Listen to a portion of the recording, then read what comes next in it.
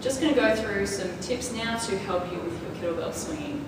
The first one we're going to look at is spine position. It's really important that you make sure that you keep a neutral spine throughout, that there's no bending forward or flexion of the spine. So if I turn on the side, I'm going to show you the right way and then the wrong way. So correct is having the spine in one line. Everything's lined up, neutral position, perfectly safe.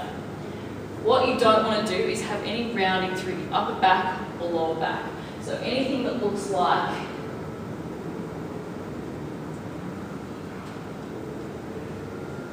that is completely unsafe, and you need to avoid that sort of movement at all costs because you will injure your back doing it that way. Okay, the next thing that we're going to think about is applying tension. Now, with your kettlebell swings, you should be relaxed when you don't need to be applying tension. If you're applying tension all the time, it's just really inefficient.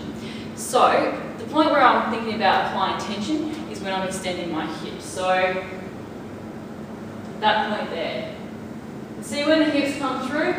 It's a little bit of tension. I'm only swinging an 8 kilo bell, so I don't need to apply heaps, and that's the other thing. You need to moderate the tension you apply for the bell that you're using. For an 8 kilo, I don't need really that much.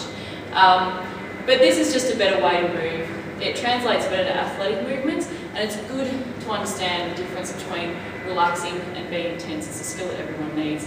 So, the next one that we're going to look at is glutes. Really make sure that you fully extend your hips at the top of this movement. Use the glutes to power it. Most powerful muscle group in your body, and this way you're taking any load off your lower back. So you can see, hips come right through. What you don't want is this sort of action here. So it looks okay, but my hips aren't fully extending. My glutes aren't doing their job, and in that case, the lower back will take on too much work and probably get quite sore. What I also want to look at is not lifting with your arms. Really important. The arms are just holding onto the kettlebell. They're just there to support it. They're really not doing any of the work in the swing. So, don't want any of this sort of action here. You can see, if I do it from the side, I'm trying to lift up with my arms rather than using my hips. If I do it correctly, the kettlebell should just be an extension of my arms. As you can see, my body's pretty relaxed. I'm really not doing very much work with it. The hips are doing everything.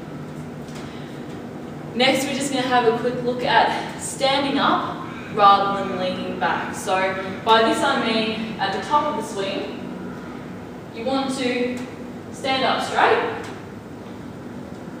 rather than leaning right back.